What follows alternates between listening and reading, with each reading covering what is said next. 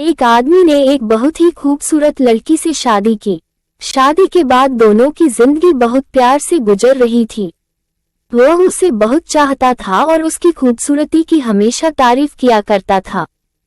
लेकिन कुछ महीनों के बाद लड़की चर्मरोग से ग्रसित हो गई और धीरे धीरे उसकी खूबसूरती जाने लगी। खुद को इस तरह देख उसके मन में डर समाने लगा कि यदि वह बदसूरत हो गई तो उसका पति उससे नफरत करने लगेगा और वह उसकी नफरत बर्दाश्त नहीं कर पाएगी। इस बीच एक दिन पति को किसी काम से शहर से बाहर जाना पड़ा। काम खत्म कर जब वह घर वापस लौट रहा था, उसका एक्सीडेंट हो गया।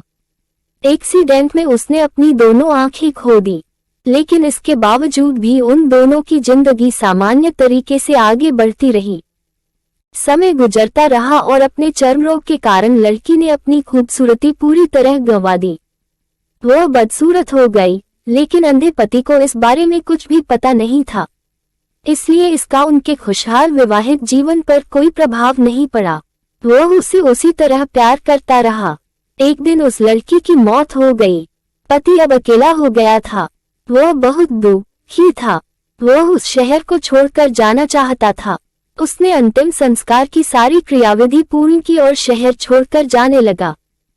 तभी एक आदमी ने पीछे से उसे पुकारा और पास आकर कहा, अब तुम बिना सहारे के अकेले कैसे चल पाओगे? इतने साल तो तुम्हारी पत्नी तुम्हारी मदद किया करती थी। पति ने जवाब दिया, दोस्त, मैं अंधा नहीं हूँ, मैं बस अंधा होने का नाटक कर रहा था, क्योंकि यदि मेरी पत्नी को पता चल जाता कि मैं उसकी बदसूरती देख सकता हूँ तो यह उसे उसके रोग से ज्यादा दर्द देता। इसलिए मैंने इतने साल अंधे होने का दिखावा किया। वह बहुत अच्छी पत्नी थी, मैं बस उसे खुश रखना चाहता था।